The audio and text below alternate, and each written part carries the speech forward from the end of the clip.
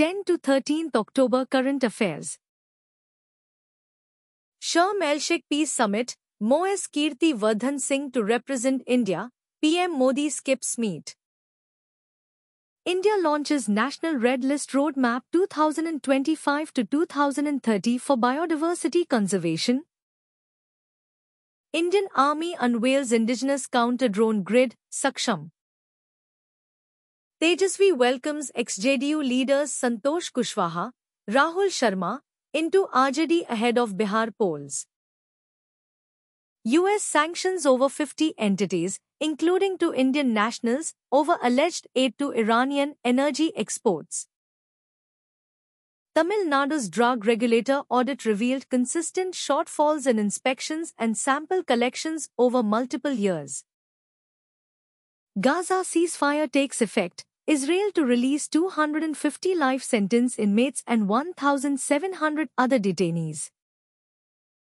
Twin earthquakes in southern Philippines, magnitude ~7.4, trigger tsunami warning for nearby coasts. Venezuela's Maria Corina Machado awarded Nobel Peace Prize 2025. Kyiv endures blackouts following large Russian missile drone attacks on Ukraine's energy grid. US expands blacklisting of Chinese firms, heightening US-China trade tensions. Gulf markets decline following US tariff hike on Chinese goods. Asia stocks rally while oil drops amid ceasefire optimism in Middle East. PM Modi launched 2 large agricultural schemes amounting to 35,440 crore rupees, including a mission for self-reliance in pulses.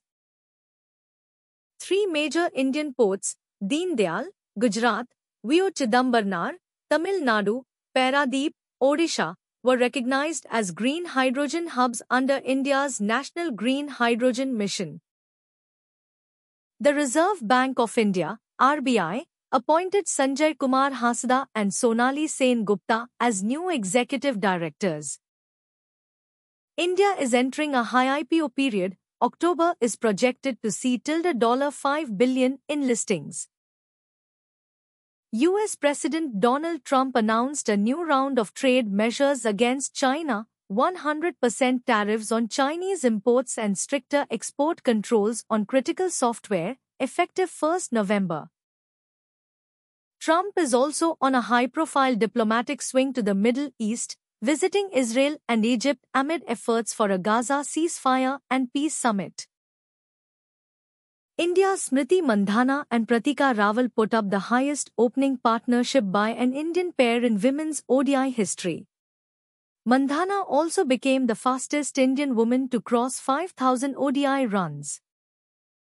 Union Environment Minister Bhupender Yadav is on a 2-nation trip, starting in Brazil, to set the stage for COP30 climate negotiations.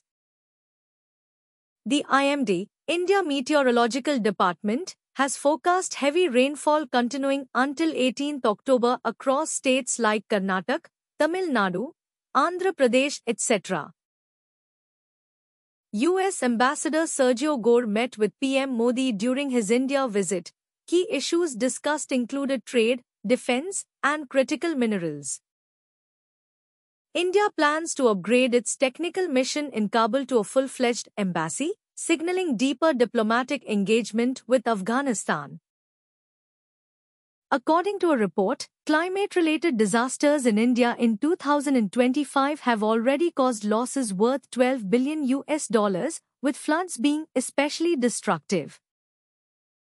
India to launch National Critical Mineral Stockpile to secure supply of rare earths amid global supply risks. BLS International Services banned from MEA tenders for 2 years, affecting its stock performance. UP to mark Sardar Patel's 150th birth anniversary with a Run for Unity and statewide events. UK PM Keir Starmer backs India's bid for permanent UN Security Council seat during visit to Mumbai. Australia's Climate Minister Chris Bowen heads to China and India to strengthen clean energy cooperation. Like, share, and subscribe.